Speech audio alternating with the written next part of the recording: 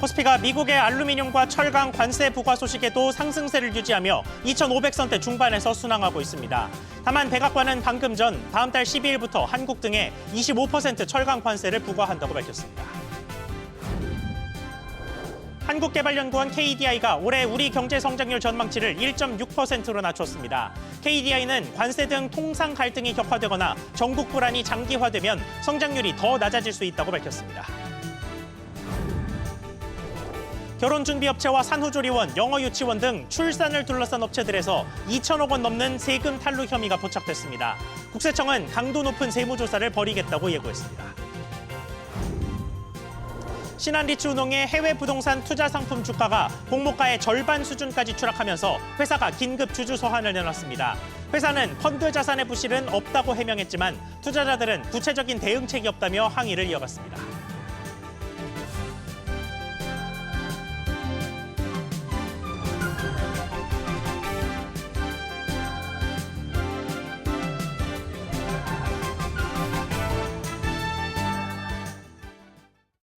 여러분 안녕하십니까? 새벽부터 오후까지 도널드 트럼프 미국 대통령의 관세에 집중하게 되는 하루입니다. 다만 시장은 관세에 내성이 생겼다는 평가까지 일각에서 제기될 정도로 비교적 좋은 흐름을 보이고 있습니다. 시장 상황 제일 먼저 짚어보겠습니다. 이한나 기자. 네, 이한나입니다. 네, 시장 움직임 코스피부터 전해주시죠. 네, 오늘 2시 55분 기준 2,540선에서 움직이고 있습니다. 코스피는 지난 7일, 10일 2거래일 연속 하락 마감했지만 오늘 상승세로 돌아섰는데요. 기관이 2,500억 원 안팎, 외국인이 1,000억 원 넘게 사들이며 지수 상승을 주도하고 있습니다. 개인은 약 4,400억 원 매도 우위입니다. 같은 시간 코스닥은 개인이 약 660억 원 매수하면서 전장보다 0.09% 상승한 750선에서 움직이고 있습니다. 원달러 환율은 1,454원 수준에서 거래되고 있습니다. 네, 시총 상위 종목들 흐름은 어떻습니까? 네, 삼성전자, SK하이닉스 등 시가총액 상위 반도체주가 소폭의 오름세를 보이고 있고요. 하나에어로스페이스, 하나오션은 하나에어로스페이스의 하나오션 지분 매입 소식에 급등하면서 주가가 탄력을 받는 모습입니다. 반면 LG에너지솔루션, 기아, 네이버 등 여타 시총 상위 종목들은 소폭의 약세를 보이고 있습니다. 코스닥 시장에서는 펄어비스, 레인보우 로보틱스, 파마리서치, 펩트론, ABL 바이오 등의 상승폭이 큽니다. SBS 비즈 이한나입니다. 이렇게 단기적인 시장의 흐름과 달리 우리 경제는 미국발 관세 충격과 국내 전국 불안에 분명한 영향을 받고 있습니다. 한국개발연구원 KDI가 올해 우리나라 경제 성장률이 1% 중반대에 그칠 것으로 전망했습니다. 취재기자 연결해서 자세히 알아보겠습니다. 정보윤 기자. 네, 정보윤입니다. 네, 수정된 전망 내용 전해주시죠. 네, 한국개발연구원 KDI는 올해 우리나라 경제 성장률이 1.6%에 그칠 것으로 내다봤습니다. 전국 불안과 통상 환경 악화를 주요한 요인으로 꼽으며 지난해 11월 전망치였던 2%에서 0.4%포인트나 낮췄는데요. 내수 회복이 지연되는 가운데 그간 높았던 수출 증가세마저 조정되면서 성장세가 약화하고 있다며 대부분 지표도 하향 조정됐습니다. 민간 소비 증가율 전망치는 기존 1.8%에서 1.6%로 낮췄고 설비 투자와 건설 투자도 하향 조정했습니다. 수출은 1.8% 증가하는 데 그칠 것으로 예상했습니다. 소비자 물가는 1.6% 상승할 것이라는 기존 전망을 유지했습니다. KDI는 통상 갈등이 격화하거나 전국 불안이 장기화한다면 성장률은 1.6%보다 낮아질 수 있다고 밝혔습니다. 네, 여기다가 기존에 나와 있던 다른 기관들의 전망까지 종합적으로 합쳐보면 올해 우리 경제는 둔화 국면으로 봐야겠습니다. 네, 그렇습니다. 한국은행은 올해 성장률 전망치를 지난달 1.6에서 1.7%로 하향 조정했는데요.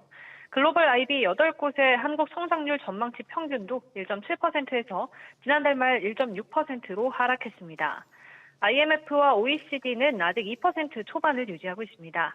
KDI는 잠재 성장률과 관련해 1%대에 진입한 것으로 보인다며 통화 재정 정책을 통한 경기 보강이 필요하다고 조언했는데요. 기준금리와 관련해서는 적어도 두세 차례 정도 내리는 것이 필요하다고 주문했고요. 재정정책 관련해선 재정 조기 집행 필요성 등을 언급하면서도 법적 요건과 재정 적자 등을 이유로 추가 경정 예산 필요성에는 선을 그었습니다. SBS 비즈 정보인입니다. 이어서 활기를 잃어가는 우리 경제를 바꾸기 위한 다양한 제도적 움직임들 짚어보겠습니다. 최근에 국회에서 다시 목소리를 내기 시작하면서 한동안 동력을 잃었던 연금 개혁에 대한 이야기가 속속 등장하고 있습니다. 최상목 대통령 권한대행도 이 목소리에 힘을 더했는데 자세한 내용 짚어보겠습니다. 이정민 기자, 최상목 권한대행 발언 내용 전해주시죠. 네, 최 대행은 무엇보다 시급한 게 연금 개혁이라며 국민연금이 지금처럼 운영된다면 2041년에 적자로 전환되고 2056년에는 기금이 완전히 소진될 것이라고 말했습니다. 그러면서 더 내고 덜 받는 안에 대해 사회적 합의가 필수적이라며 국회에서 하루빨리 합의안을 도출해 주길 바란다고 밝혔습니다. 최 대행은 조만간 인구 비상대책회의를 개최해 관련 상황을 면밀히 점검하고 현장 요구에 부응할 수 있는 조치를 신속히 강구하겠다면서 정부의 적극 지원 의지도 강조했습니다. 네, 그런데 연금 개혁은 법 개정 사항이라 국회가 결국 키를 쥐고 있는데 여야 움직임은 어떻습니까? 그동안 여야는 보험료율을 9%에서 13%로 올리는 데엔 의견을 모았습니다. 소득 대체율도 42%에서 44% 사이에서 의견 접근을 이룬 만큼 더불어민주당이 요구해온 모수개혁, 즉 국민연금의 보험료율과 소득 대체율을 변경하는 방향에는 합의할 가능성이 높습니다. 민주당은 구조개혁보다는 시급한 모수개혁부터 매듭 짓자는 입장인데요.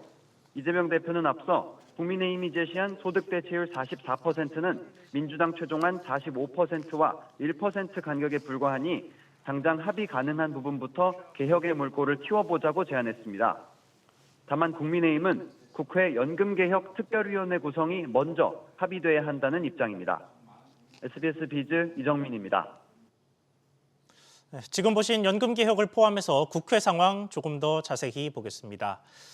앞서 이재명 더불어민주당 대표에 이어서 오늘은 권성동 국민의힘 원내대표가 교섭단체 대표 연설에 나섰습니다. 우형준 기자, 우선 먼저 화두로 떠올랐던 추경 관련 발언부터 정리해보죠. 네, 권성동 원내대표는 추경에 대해 반대하진 않지만 분명한 원칙과 방향이 필요하다고 밝혔습니다. 그러면서 민주당이 일방적으로 삭감 처리한 올해 예산안을 원상 복원하고 보완해야 한다고 단서를 붙였습니다. 또 지역 화폐와 같은 정쟁 소지가 있는 추경은 배제하고 내수 회복과 취약계층 지원, AI를 비롯한 산업, 통상 경쟁력 강화를 위한 추경으로 편성해야 된다고 말했습니다. 반도체 특별법과 관련해선 이번 2월 국회에 반드시 처리한다고 강조했습니다. 권 대표는 민주당은 고임금 연구개발 인력에 한해 주 52시간 근로시간 예외를 주자는 법안을 끈질기게 거부하고 있다며 민주당은 글로벌 스탠다드에서 뒤떨어진 정치 세력이라고 비판했습니다. 네, 또 연금 개혁 이야기도 나왔던데 전반적으로 모수 개혁에 힘이 실리죠. 네, 그렇습니다. 권 대표는 여야가 연금개혁특별위원회 구성에 합의한다면 모수개혁부터 논의하는 것을 수용하겠다고 밝혔습니다.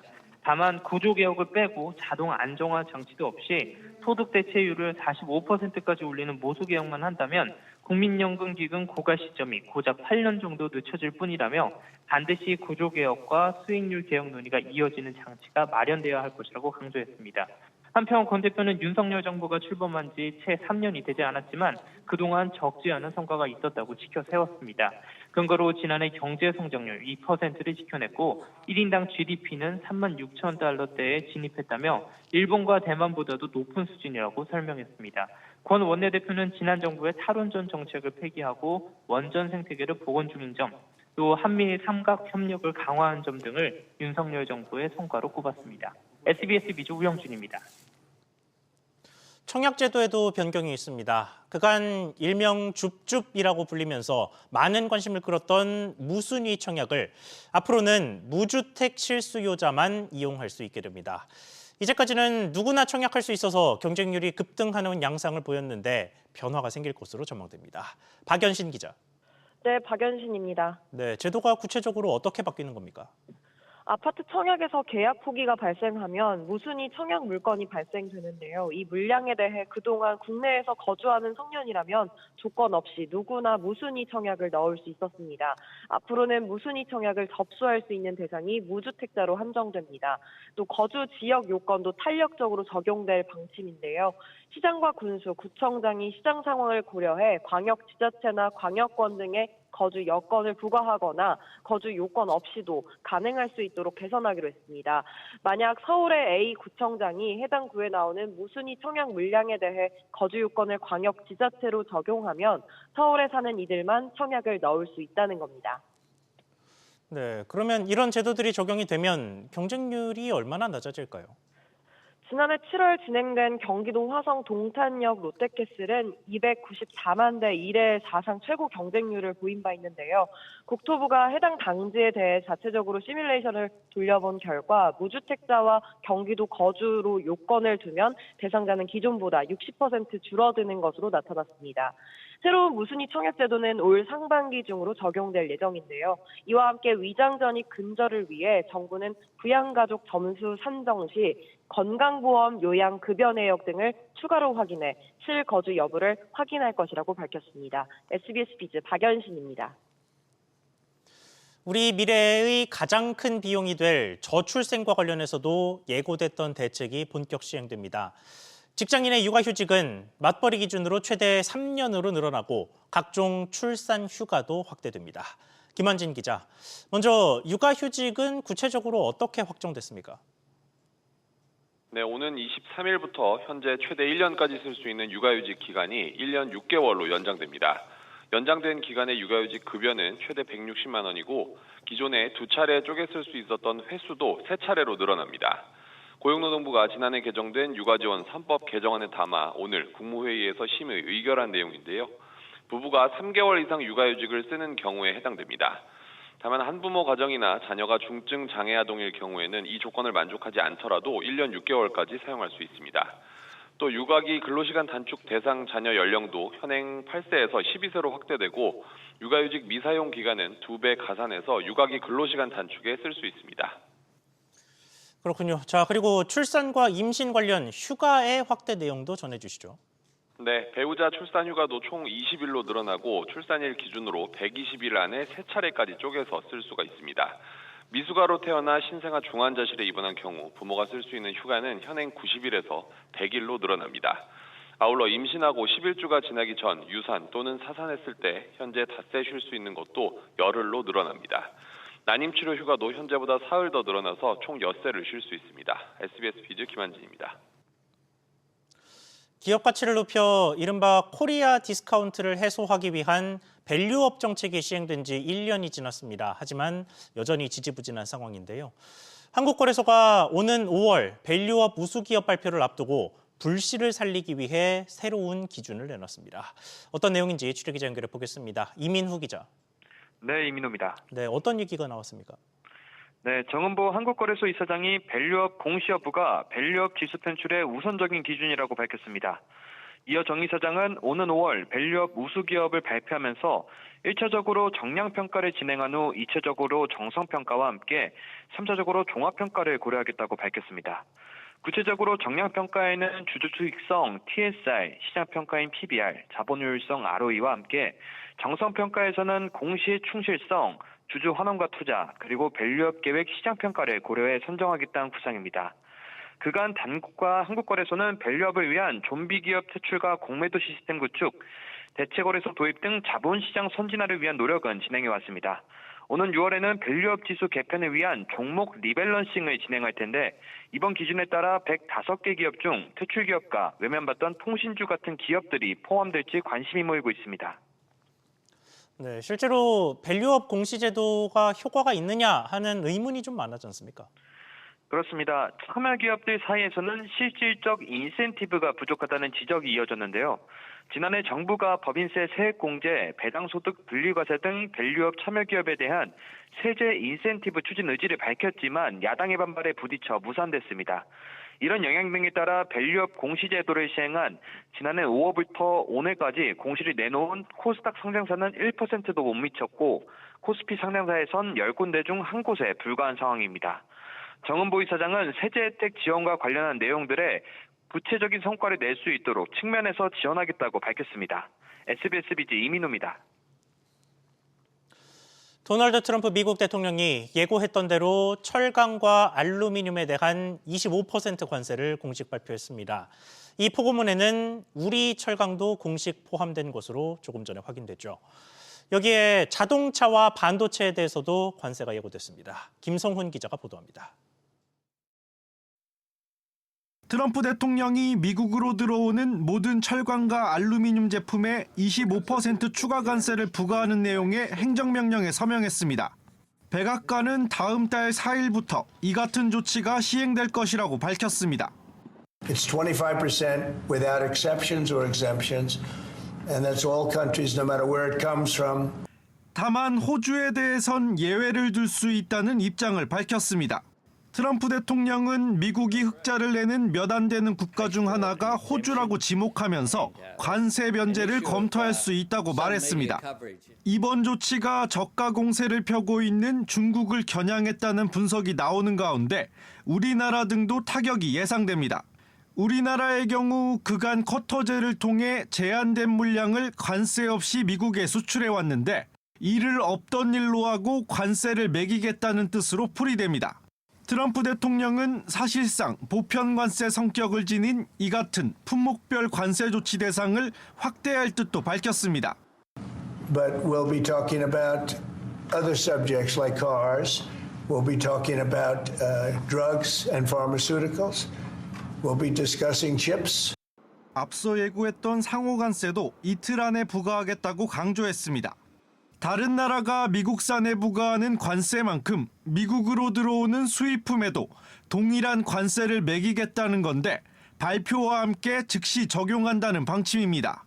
취임 후 한 달도 지나지 않은 트럼프 대통령이 다발적으로 관세 카드를 밀어붙이면서 관세 전쟁은 속도전 양상으로 치닫고 있습니다. 다음 타깃으로 지목된 유럽연합은 부당한 관세 조치가 현실화될 경우 대응하겠다면서 이례적으로 사전 경고성의 성명을 발표했습니다. SBS 비즈 김성훈입니다. 이렇게 국내 철강업계는 미국발 관세의 사실상 첫 타깃이 됐습니다. 이런 와중에 현대제철은 노사 간 임금 및 단체 협약에서 합의점을 찾지 못해 총파업이 시작됐습니다. 류정현 기자, 파업의 상황과 그 이유까지 전해주시죠. 네, 현대제철이 오늘부터 24시간 총파업에 돌입했는데요. 대상은 현대제철의 5곳 사업장인 충남과 당진, 포항, 인천, 광주 등으로 모든 사업장이 전면 파업에 들어갔습니다. 앞서 현대제철 노조는 지난해 9월부터 임금 및 단체 협약 교섭을 진행해 왔는데요.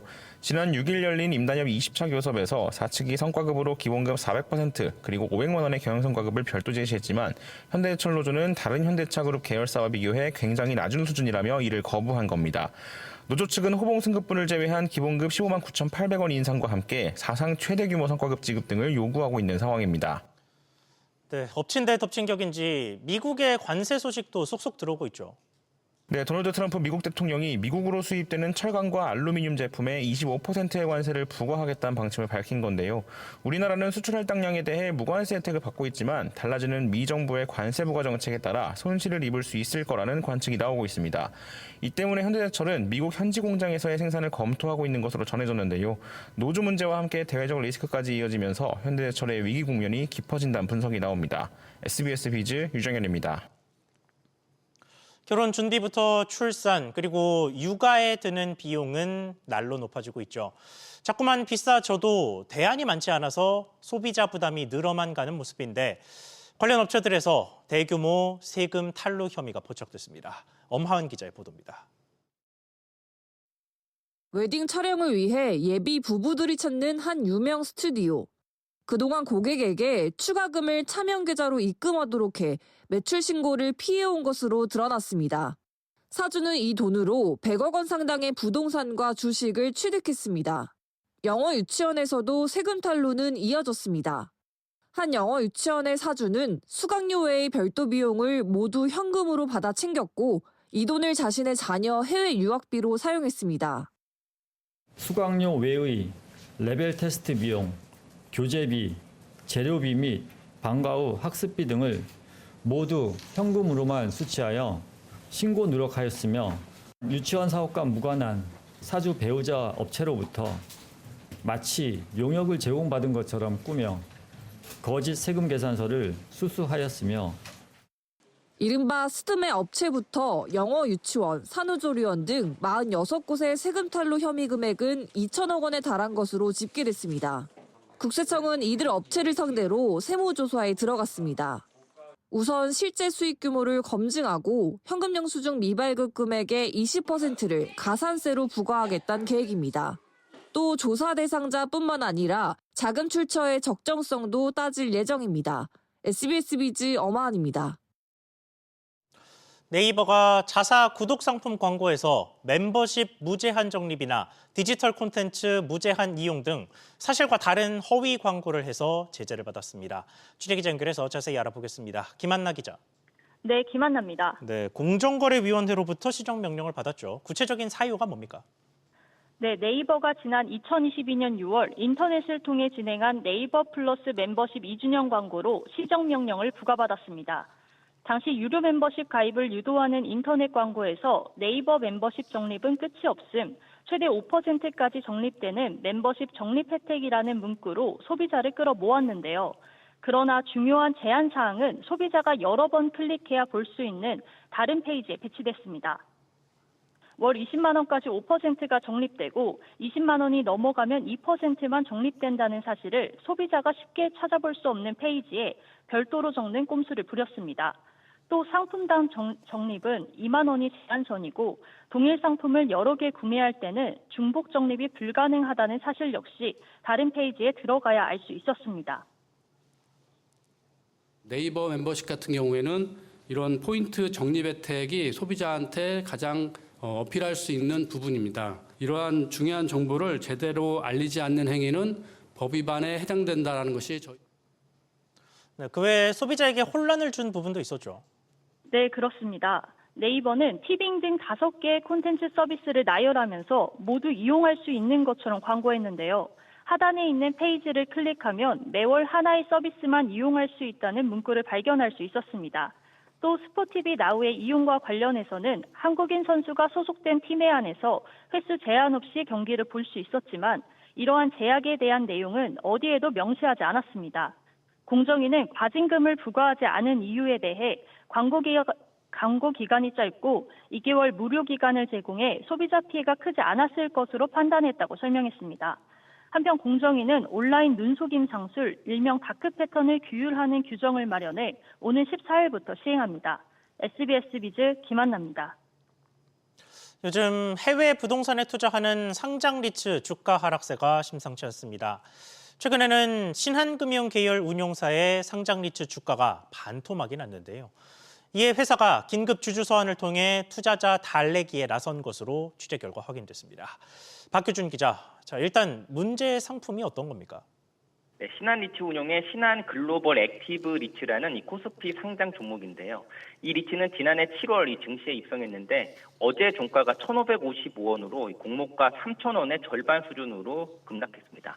이 리츠는 부동산을 실제 소유하지 않고 해외 운용사가 운용하는 부동산 펀드에 투자한다는 점이 좀 특이한데요. 그래서 회사는 국내 최초의 글로벌 개방형 부동산 펀드 리츠라는 점을 내세워서 투자자들을 공략을 했었는데 현재 속절없이 주가가 빠지고 있는 겁니다. 투자자들 이 항의가 빗발치자 어제 저녁 신한 리츠 운용은 투자자들을 대상으로 주가 하락에 대한 입장과 대응 방향을 내놓는 일이 벌어졌습니다. 네, 그러면 해당 주주 서한에는 어떤 내용이 담겨 있던가요? 네, 일단 신한 리츠 운용은 최근 급격한 주가 하락으로 주주분들에게 심려를 끼쳐 송구하다고 말했습니다. 회사는 최근 주가 하락의 이유를 해외 부동산 투자 자산 부실 우려, 또 환해지 계약에 따른 환정상금 이슈, 또 배당금 지급 우려 등 3가지로 지목하면서 전반적으로 큰 문제는 없다 이런 식으로 투자자들을 안심시켰는데요. 투자자들 투자한 펀드 보유 자산들은 부실이 발생한 게 없고 예상 환해지 정상금 약 233억 원의 재원을 마련하기 위해 방안을 준비하고 있다고 회사는 말했습니다. 배당금도 정상 지급될 수 있도록 준비 중에 있다고 말했습니다. 현재 투자자들은 구체적인 대응책이 없다면서 회사 게시판 등을 통해 항의하는 등의 파장이 커지고 있는데요. 한 주주는 평생 주거래은행의 신한을 믿고 노후자금 다 들어갔다면서 제일 두려운 건 4, 5년 지나서 배당 컷이 되고 또 사라지는 것이라고 밝히기도 했습니다. SBS 비즈 박규준입니다.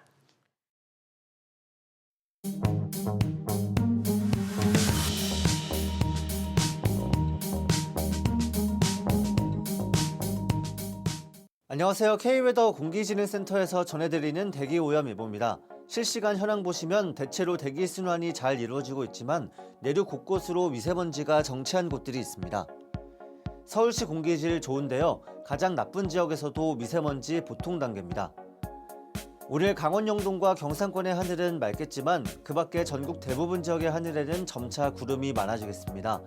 오늘 낮 기온은 서울 7도, 광주와 부산 9도로 기온이 크게 오르며 포근하겠는데요. 다만 미세먼지가 기승을 부리겠습니다. 오늘 오후 기준 미세먼지는 WHO 기준으로 수도권과 충청권, 전북, 경북과 대구, 울릉도와 독도에서 나쁨 단계를 보이겠고요. 환경부 기준으로는 수도권과 충청권에서 한대 나쁨 단계가 되겠습니다. 내일도 중서부와 전북, 경북의 미세먼지가 좋지 않고요. 금요일부터 일요일까지는 전국적으로 미세먼지가 기승을 부리겠습니다. 대기 오염 예보였습니다.